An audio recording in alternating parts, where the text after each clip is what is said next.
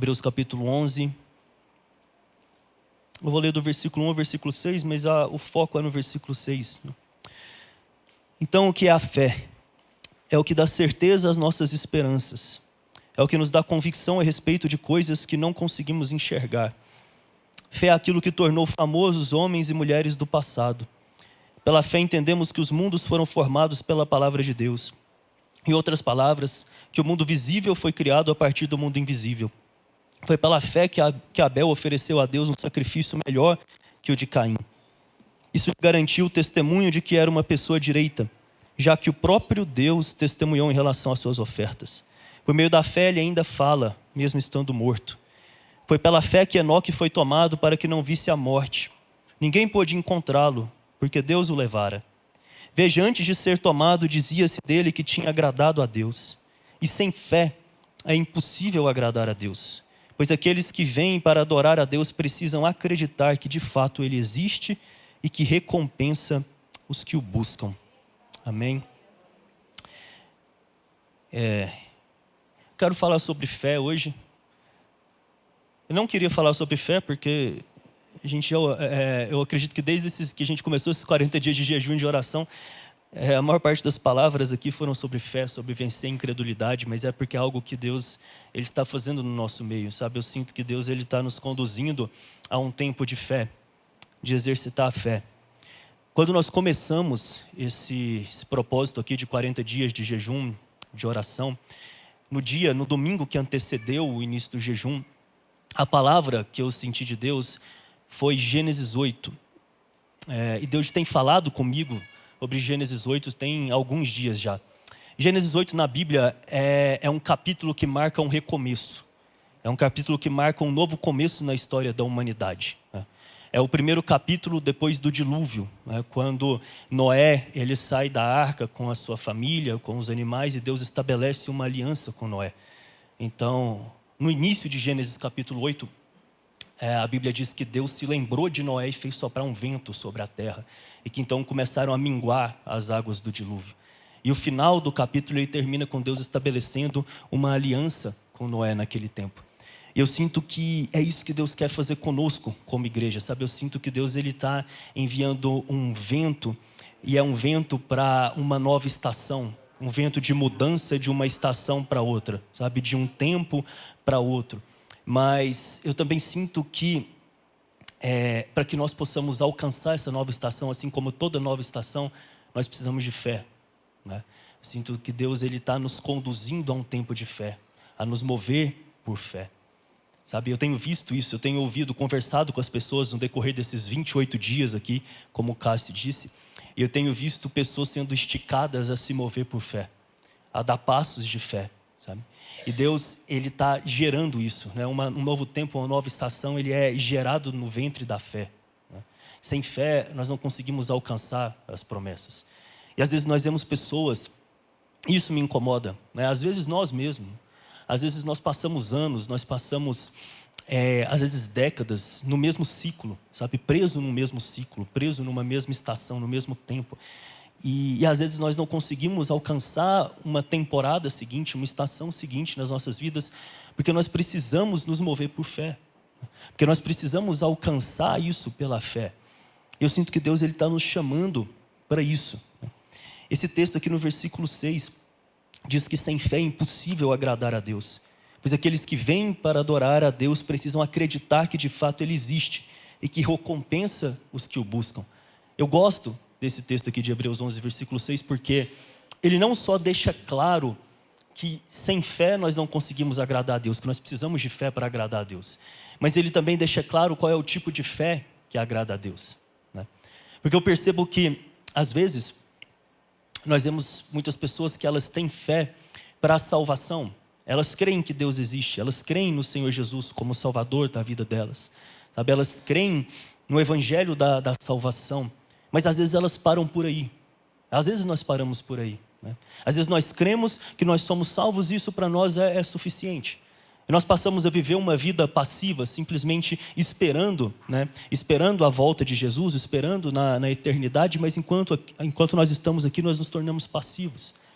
Mas quando nós temos uma fé que não somente crê que Deus existe, mas que crê também que Ele recompensa aquele que o busca, então nós saímos da passividade. Isso nos empurra para fora da passividade. A Bíblia deixa claro que lá salvo engano, é Jeremias 23, 19 ou 23, o Senhor diz: olha, vocês me buscarão e me acharão quando vocês me buscarem de todo o seu coração. Então, quando nós reconhecemos isso, que existe uma recompensa por buscar o Senhor, então nós saímos da passividade. Quando nós buscamos o Senhor, a Bíblia deixa claro que nós vamos encontrar, que nós vamos o achar. Nós vamos receber a presença dEle, mais da presença dEle. E com a presença dEle nós também recebemos as bênçãos dEle, nós também recebemos a herança que Ele tem para nós. Mas o foco é na presença dEle, o foco é em buscar mais do Senhor. Por isso a Bíblia diz, Mateus 6,33, é buscar em primeiro lugar o reino de Deus, a sua justiça, e essas outras coisas vos serão acrescentadas. Eu vejo, e às vezes as pessoas não gostam de falar sobre isso, mas o reino de Deus é um reino de recompensa. Existe recompensa no reino de Deus. Eu gosto de Davi, sabe? Davi, quando ele vai diante de Saul para derrotar o gigante, ele pergunta, olha, o que eu ganho se eu derrubar esse gigante? Qual que é a recompensa que tem se eu derrubar esse gigante aqui? O foco dele não estava na recompensa, é claro. Na verdade, o que movia Davi não era recompensa, o que movia Davi era uma indignação santa, diante das afrontas de Golias, diante do povo de Deus. Isso movia Davi. Mas ele sabia que existia uma recompensa e ele não abria mão da recompensa. Sabe, tudo aquilo que nós fazemos para o reino de Deus tem uma recompensa. Tudo aquilo que nós plantamos no reino de Deus, existe uma colheita para isso. E às vezes nós não enxergamos isso. Às vezes nós não nos movimentamos de acordo com isso. O Evangelho, ele não é somente o Evangelho da salvação, ele é o Evangelho do reino. E às vezes, como eu disse, a gente para simplesmente no Evangelho da salvação, quando a salvação na verdade é o começo. A salvação é uma porta de entrada para o reino de Deus. Mas uma vez que nós entramos no reino de Deus, Deus tem muitas coisas para fazer na nossa vida. Uma vez que nós entramos no reino de Deus, Deus quer estabelecer uma parceria conosco. Deus tem planos, Deus tem um destino para nós. Deus tem algo que Ele planejou para nós desde antes de nós nascermos, desde antes de nós existirmos. Deus tem uma nova história para nós, e nessa nova história Ele quer que nós trabalhemos em parceria com Ele para avançar o reino de Deus aqui. E às vezes, nós abrimos mão simplesmente disso. E a questão é que, para que nós possamos viver essa realidade, para que nós possamos viver essa história que o Senhor tem para nós, quando nós entramos no reino de Deus, nós precisamos de fé. Nós precisamos de fé para alcançar as promessas. Sabe, muitas pessoas, às vezes, elas reconhecem Jesus como Senhor e Salvador, elas são salvas. Às vezes elas param por aí, às vezes elas não alcançam o destino que Deus tem para elas, como eu falei aqui. Isso aconteceu, por exemplo, com o povo de Israel, no Egito. O povo de Israel no deserto. Eles foram libertos do Egito. Deus enviou as 10 pragas ao Egito, eles seguiram Moisés, eles foram libertos. Eles caminharam no deserto. Agora, quando chegou o momento deles tomarem posse da promessa, da terra prometida que Deus tinha para eles, eles foram tomados pela incredulidade. Eles não tiveram fé para alcançar a promessa, eles não tiveram fé para tomar posse da terra que Deus já tinha prometido para eles, e já havia uma palavra de Deus. Deus queria dar aquela terra para eles. A próxima geração tomou posse da terra, mas aquela geração não tomou posse da terra. E a Bíblia deixa claro que eles não tomaram posse da terra por conta da incredulidade deles. Porque mesmo diante de tudo aquilo que Deus já tinha feito por eles, mesmo de tudo aquilo que eles viram, sabe? Deus enviou as 10 pragas no Egito, Deus tirou eles de lá com mão poderosa. No deserto, Deus proveu comida, Deus proveu maná, sabe? Deus fez sair água da rocha, Deus mandou carnes, codornizes, tudo aquilo que eles precisavam, Deus cuidava. Mas ainda assim, quando eles se viram diante do desafio, quando eles se viram diante dos gigantes, das cidades fortificadas, eles não tiveram fé. Eles não confiaram o suficiente no Senhor para que eles pudessem tomar posse daquela terra, e eles não entraram naquela terra. Então, nós precisamos desse tipo de fé, para a gente alcançar tudo aquilo que o Senhor tem para nós. Nós precisamos dessa fé para estabelecer uma parceria do Senhor, para viver a realidade dos céus aqui na terra. A Bíblia diz que a fé, ela vem pelo ouvir, pelo ouvir a palavra de Deus. Eu acho interessantíssimo, porque existe sim uma palavra de Deus, quando nós ouvimos a pregação do Evangelho, nós ouvimos e nós somos tocados pelo Espírito Santo, uma fé que gera salvação. Mas Deus não para de falar aí. Deus, ele continua falando. Quem nunca recebeu uma palavra de Deus aqui, né? Quem nunca recebeu uma palavra profética? Quem nunca recebeu uma direção de Deus? Sabe? E essas palavras, aquilo que Deus fala, isso precisa gerar fé em nós. Isso precisa gerar fé no nosso coração. E essa fé, ela precisa gerar em nós obediência. Ela precisa gerar em nós perseverança. Eu falei aqui sobre Gênesis 8, né? Noé, quando Deus manda ele construir uma arca, né? Porque Deus ia mandar um dilúvio sobre a terra, não havia nem sinal de que ia chover, né? Mas aquilo que Deus falou com ele, a palavra de Deus gerou fé nele, essa fé levou uma obediência. Isso levou também uma perseverança, né? Sabe, não foram 5 dias, foram anos que ele passou construindo a arca. Foram pelo menos 100 anos que ele passou construindo a arca. Depois que Deus manda ele entrar na arca, ainda demora 7 dias para começar a chover. Mas aquilo que Deus tinha falado para ele, sustentou a fé dele. Ele perseverou nessa fé. Eu gosto de Elias também, né? Um dia, depois de 3 anos, mais de 3 anos e meio sem chover, Deus fala para Elias para ele se apresentar a Acabe, porque ele ia mandar chuva sobre a terra, e Elias vai até a presença de Acabe, e depois ele sobe ao monte, e ele começa a orar. Ele coloca a cabeça no meio dos joelhos e ele começa a orar. O pastor Eber falou sobre isso aqui esses dias também, né? Só que ele não ora uma vez só. Ele ora uma vez e ele pede para o servo dele checar se tinha algum sinal de chuva. Ele vai checar e volta sem nada. Ele ora uma segunda vez, ele ora uma terceira vez. Quando ele ora a 7ª vez, é que o servo dele volta falando, olha, tem uma pequena nuvem do tamanho da mão de um homem. Então, o que Elias estava fazendo? Elias estava amparado numa palavra de Deus, de que Deus ia mandar chuva sobre a terra, e ele estava gerando aquela nuvem. Ele estava gerando ela em oração. Ele não desistiu na primeira vez, ele não desistiu na segunda vez. Sabe, muitas vezes nós deixamos de ver as promessas de Deus se cumprir, muitas vezes nós deixamos de ver um novo tempo que Deus tem para nós, simplesmente porque nós deixamos de perseverar, ou por conta das circunstâncias nós deixamos até mesmo de obedecer. E geralmente quando Deus fala algo, irmão, aquilo ali não vai fazer sentido se nós olharmos pelos olhos naturais. Aquilo ali provavelmente não vai fazer sentido. Se fizesse sentido seria muito fácil. Se fizesse sentido a gente não precisaria de fé. Eu fico pensando, o povo de Israel, quando eles olham, Moisés manda os espias para a terra, para eles tomarem posse daquela terra, os espias eles voltam amedrontados. Qual foi o problema deles? O problema deles foi que, ao invés de olhar para Deus e para a palavra que Deus tinha liberado sobre eles, eles olharam para os gigantes, eles olharam para as cidades, eles olharam para os desafios, eles olharam para os problemas. E às vezes a gente não enxerga que, cara, atrás de cada gigante que a gente vê, atrás de cada desafio que a gente vê, tem uma recompensa do Senhor. Atrás de cada desafio, cada gigante que a gente vê, sempre tem um tempo novo, sempre tem uma recompensa, sempre tem uma promoção, sempre tem algo novo, um novo nível da parte do Senhor. E o nosso problema muitas vezes é que a gente fica olhando demais para o problema, a gente fica olhando demais para o desafio e a gente esquece de olhar para o Senhor, esquece de olhar para aquilo que Ele falou. Eu creio que quando Deus libera uma palavra, Deus provê aquilo que é necessário para cumprir essa palavra. Eu creio que quando Deus dá uma direção, Deus dá uma provisão também para essa direção que Ele dá. E a gente tem que andar debaixo dessa direção. Sabe, o lugar mais seguro e na verdade o único lugar que nós ficamos protegidos de verdade é debaixo de uma palavra de Deus, é debaixo da direção do Senhor. Quando Deus libera uma palavra, nós podemos ter a segurança de que Ele está conosco se nós decidimos nos mover debaixo dessa palavra. Mas às vezes as circunstâncias adversas nos impedem de nos mover debaixo dessa palavra do Senhor. E às vezes nós entramos debaixo desse espírito de incredulidade. E eu fico meditando muito sobre isso, como que a gente pode combater a incredulidade. Como que a gente pode vencer a incredulidade. A Bíblia deixa claro, tem um texto que eu gosto também, que ele fala sobre os discípulos de Jesus. Os discípulos de Jesus, eles tentam expulsar um demônio, eles não conseguem. Então eles vão até Jesus, Jesus, por que nós não estamos conseguindo expulsar esse demônio? Eles já tinham expulsado outros antes, e Jesus fala, olha, essa casta, ela só sai com jejum e oração. Jesus ele não estava se referindo só àquele demônio, ele estava se referindo também à incredulidade dos discípulos. Então quando nós nos dedicamos ao jejum e à oração, nós quebramos também essa incredulidade.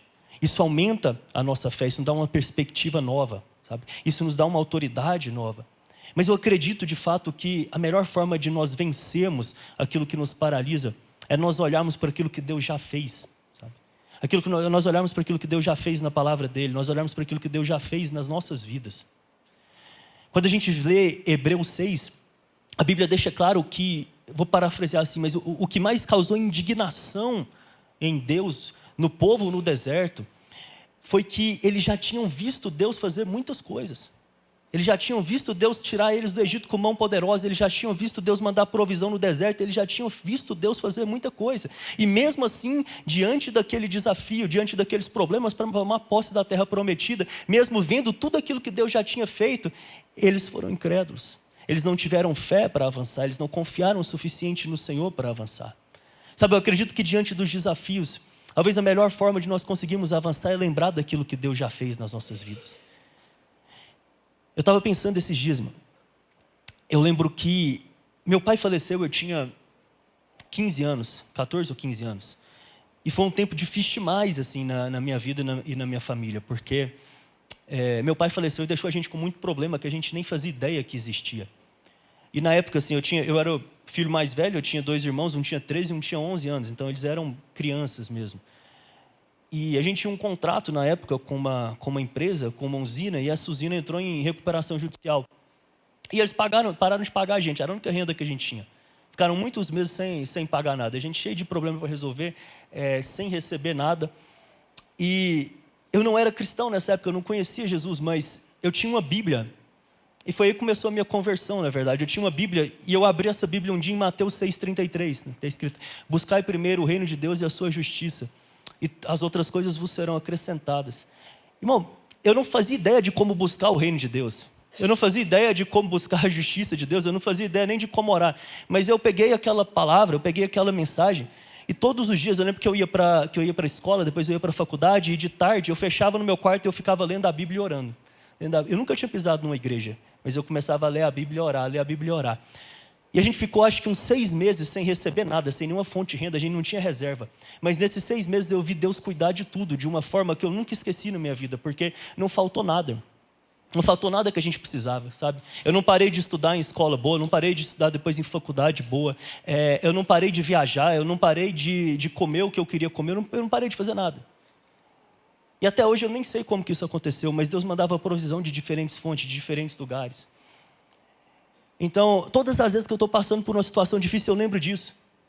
E na hora eu falo assim: nossa, mas se Deus já fez isso lá atrás, é claro que Ele vai fazer de novo aqui. Deus não muda, Ele é o mesmo ontem, hoje, eternamente, né? Aquilo que Ele fez, Ele é o mesmo Deus. Ele é o mesmo Deus que abriu o mar vermelho para o povo de Israel passar, sabe? Ele é o mesmo Deus que mandava maná do deserto. Ele é o mesmo Deus. Ele não muda. A gente estava lá na Bethel esses dias e tinha algumas coisas muito interessantes lá, assim, porque o pessoal que estava falando lá, eles estavam sendo muito vulneráveis, assim. Então, o Chris Walton mesmo falou algo muito interessante lá. Ele disse, olha, às vezes a gente escuta testemunhos aqui e tem um negócio que me incomoda nos testemunhos. Ele, sendo sincero, tem uma coisa que me incomoda nos testemunhos, porque eu vejo uma pessoa subir às vezes aqui no púlpito para contar um testemunho, e ela não conta o testemunho inteiro, porque ela conta a vitória, ela conta uma bênção, ela conta, parece que é tudo lindo. Só que ela não fala que antes disso acontecer, ela foi lá no meu escritório 6 vezes, ela pensou em desistir, ela pediu oração, ela pediu aconselhamento, ela conta pela metade, né? E não é que é para ser um testemunho, mas eu acho que às vezes quando a gente limita muito aquilo que Deus faz no meio do processo, né? Que isso às vezes pode alcançar também a vida das pessoas, sabe? Às vezes a gente fala assim, ó, que nem eu falei, a gente foi para Bethel, agora a gente estava lá, foi um tempo maravilhoso. Irmão, ninguém sabe o que a gente passou para chegar lá. Ninguém sabe o tanto que foi difícil chegar lá. Quem chegou lá, chegou pela fé, de verdade. Eu estava pensando esses dias, eu só fui para lá porque eu tinha uma palavra. E eu aprendi uma coisa na minha vida. Eu não me movo sem uma palavra, mas quando eu tenho uma palavra, pode ter o que for na frente que eu me movo. Não importa, sabe? Então, quando a gente recebeu o convite para ir lá, eu não tinha a menor condição de ir para lá. Tinha a menor condição de... Eu estava cheio de problema mesmo para resolver, cheio de coisa aqui em Goiânia para resolver, cheio de pendência, sabe? Eu e a minha esposa. E a gente estava assim, desse jeito, olha, a gente vai, mas a gente só vai se de alguma forma a gente conseguir resolver essas coisas aqui antes. Só que Deus já tinha dado uma palavra, Deus já tinha falado que era para a gente ir para lá. Na outra vez que nós fomos, Deus falou que a gente ia voltar lá esse ano ainda. E a gente começou a orar. Mas a nossa oração era: Senhor, eu quero ir, mas eu quero ir se eu tiver com tudo organizado aqui. Irmão, Quando foi, a gente tinha até dia 10 para pagar a inscrição do evento lá. Quando foi no dia 9, minha esposa teve um sonho. Ela sonhou que ela entrava numa sala, ela estava sentada, tinha uma mesa, ela sentava nessa mesa. E ela sentava nessa mesa e vinha uma voz falando com ela. Ela falou que era como se fosse uma voz de um pai falando com um filho. Era como se fosse ela brigando com os nossos filhos. E a voz falava assim para ela: como assim? Você só vai se você tiver com tudo organizado aqui. Alguma vez eu já deixei de fazer aquilo que você precisava? Alguma vez eu já deixei de cuidar de você? Sabe? Eu já te dei uma palavra, fui eu que coloquei seu nome lá. Como assim você não vai se tiver tudo arrumado aqui? Ela acordou no dia e falou assim: a gente tem que pagar essa inscrição. Eu falei: amém, nós vamos pagar a inscrição. Eu tinha o dinheiro certinho de pagar a inscrição, não tinha dinheiro de passagem de ida, de passagem de volta, de hotel, de carro, de nada. Aí eu paguei a inscrição, era caro, era em dólar, né? Aí passou, acho que estava faltando 2, 3 dias para a viagem. Eu também não tinha ainda o dinheiro da passagem de ida, da passagem de volta, do hotel, do carro, de nada. Eu dei um jeito de comprar uma passagem de ida. A passagem de volta, eu arrumei um cartão para eu comprar. Passei um cartão passei o cartão do meu irmão e falou assim: não, você pode comprar no meu cartão. E aí depois ele mandou uma mensagem assim: você comprou a passagem? Eu falei: comprei. Ele falou: não caiu nada aqui no meu cartão, não. Eu comprei, até hoje eu não entendi isso, mas eu comprei a passagem e não paguei a passagem, mas eu fui e voltei.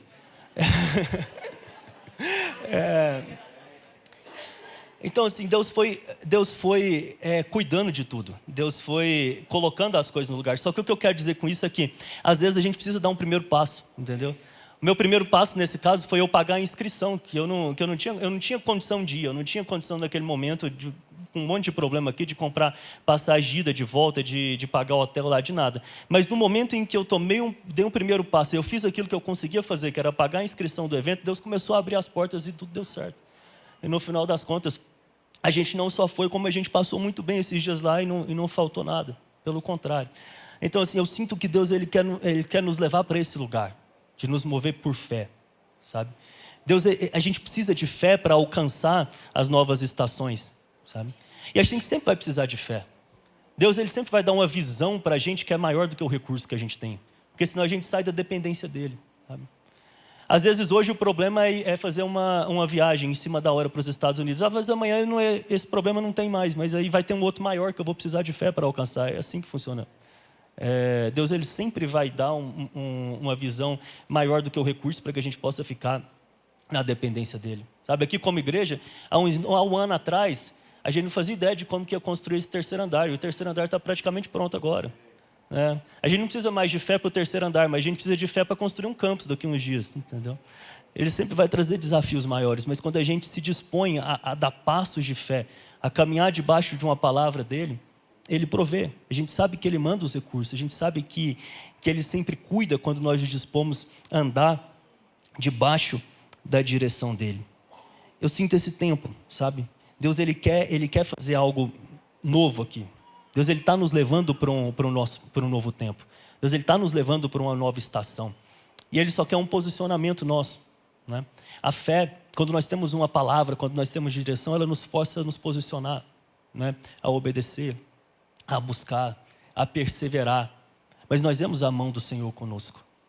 Eu creio que a gente vai ver coisas extraordinárias acontecendo aqui, sabe? Como nós temos visto todas as vezes que nós vamos lá, né? Como nós temos visto curas, milagres, como nós temos visto pessoas tendo encontro com o Senhor, como nós vemos a influência que a igreja tem na sociedade, nós temos recebido palavras exatamente nesse sentido. E é isso que Deus vai fazer aqui. Mas Deus está nos chamando para fazer um compromisso com Ele, para fazer uma aliança com Ele, para decidir nos mover pela fé, né? Para decidir, de fato, andar debaixo de uma palavra, né? Irmão, eu aprendi isso, quando Deus libera uma palavra. Olha, antes dessa viagem aqui, um dia a gente estava orando aqui, a gente orava e eu via um cadeado fechado. E aquele dia eu entendi, não, eu tenho que ir, isso aqui não é Deus, não é Deus, é o inimigo que está fechando isso aqui. Eu só preciso eu aprendi uma coisa, a gente só precisa de uma coisa. Quando a gente está diante de um desafio, de um problema, a gente precisa saber se esse desafio, se essa porta que está fechada é Deus que está fechando ou é o diabo que está fechando. Se for o diabo, você pode ir que ele já perdeu. Você só tem que se mover. Se for Deus que está fechando, a gente obedece.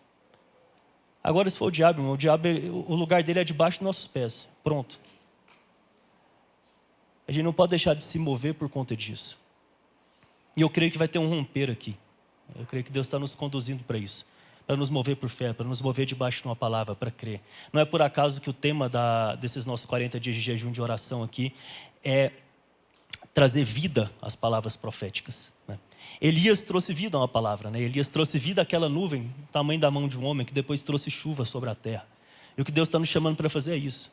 É para trazer vida às palavras que Ele tem liberado sobre nós. É para trazer vida para a realidade que Ele tem liberado sobre nós. É para trazer a realidade dos céus aqui mesmo. A Bíblia diz que nós já somos abençoados com toda sorte de bênçãos espirituais em Cristo Jesus. O que nós precisamos fazer é trazer essa realidade aqui para a terra. É trazer essa realidade dos céus aqui para a terra.